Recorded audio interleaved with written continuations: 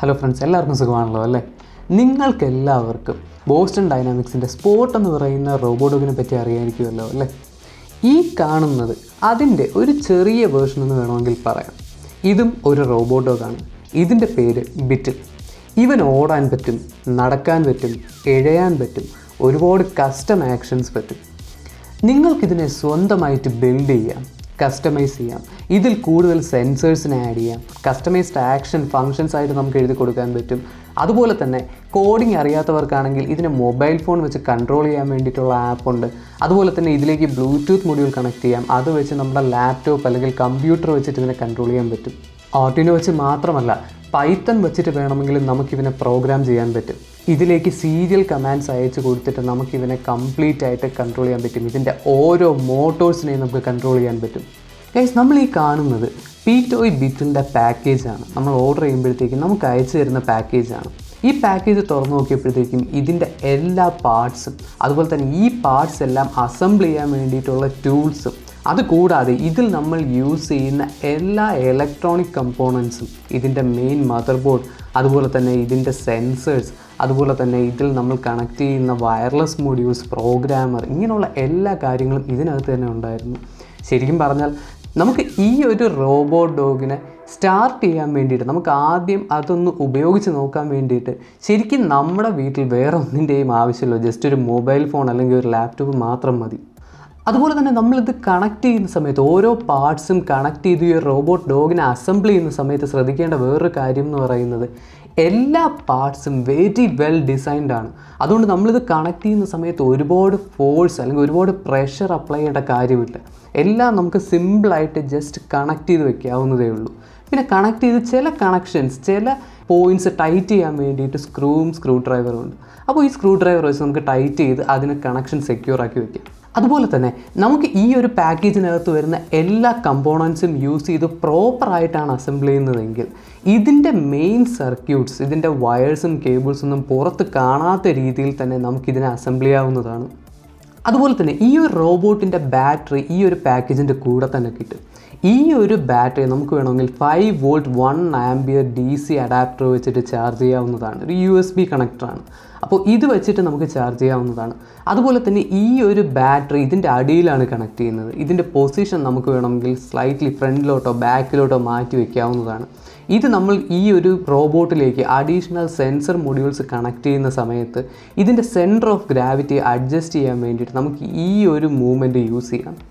പിന്നെ ശ്രദ്ധിക്കാനുള്ള വേറൊരു കാര്യം എന്ന് പറയുന്നത്, ഈ ഒരു ബോർഡിൽ ഓൾറെഡി കുറേ സെൻസേഴ്സ് അവൈലബിൾ ആണ്.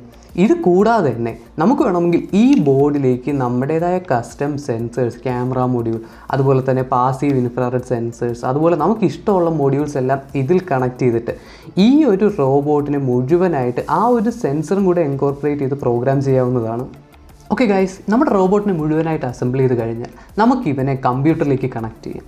കമ്പ്യൂട്ടറിലേക്ക് കണക്ട് ചെയ്യാൻ വേണ്ടിയിട്ട് ഇതിന് പ്രോഗ്രാം ഡൗൺലോഡ് ചെയ്യാൻ വേണ്ടിയിട്ടുള്ള ഒരു പ്രോഗ്രാം ഡൗൺലോഡർ മൊഡ്യൂൾ ഈ ഒരു പാക്കേജിൻ്റെ കൂടെ അവൈലബിൾ ആണ്. അതിനെ നമ്മുടെ റോബോട്ട് ഡോഗിലേക്ക് കണക്ട് ചെയ്തിട്ട് ആ ഒരു ചിപ്പിലേക്ക് നമുക്ക് USB കേബിൾ കണക്ട് ചെയ്ത് ഇതിനകത്തേക്ക് പ്രോഗ്രാം അപ്ലോഡ് ചെയ്യാവുന്നതാണ്. എന്നിട്ട് ഇനീഷ്യൽ കാലിബ്രേഷൻ ചെയ്ത് കഴിഞ്ഞാൽ നമ്മുടെ റോബോട്ട് ഡോഗ് റെഡിയാണ്. പിന്നെ ഒരു കാര്യം നമുക്ക് ശ്രദ്ധിച്ചാൽ അറിയാം, ഇതിൻ്റെ ഓരോ ജോയിൻസും സെർവോ മോട്ടറാണല്ലേ. നമ്മളിത് കണക്ട് ചെയ്യുന്ന സമയത്ത് എല്ലാത്തിനെയും കറക്റ്റ് പെർഫെക്റ്റ് പൊസിഷനിൽ വയ്ക്കാൻ പറ്റിയില്ലെങ്കിലും കുഴപ്പമില്ല. നമുക്കിത് കമ്പ്യൂട്ടർ അല്ലെങ്കിൽ മൊബൈൽ ഫോണിലൂടെ കണക്ട് ചെയ്തിട്ട് ഇതിൻ്റെ പൊസിഷൻസ്, ഇതിൻ്റെ ഓഫ്സെറ്റ് പൊസിഷൻസ് നമുക്ക് അഡ്ജസ്റ്റ് ചെയ്യാവുന്നതാണ്. പിന്നെ ഈ ഒരു പാക്കേജിൻ്റെ കൂടെ തന്നെ നമുക്കൊരു ഇൻഫ്രാറെഡ് റിമോട്ട് കൺട്രോളർ കിട്ടും. ഇതിൻ്റെ അടിയിലായിട്ട് ഒരു ഇൻഫ്രാറെഡ് റിസീവർ ഉണ്ട്. അത് ഈ റോബോട്ടിൻ്റെ മെയിൻ ബോർഡുമായിട്ട് കണക്റ്റഡ് ആണ്.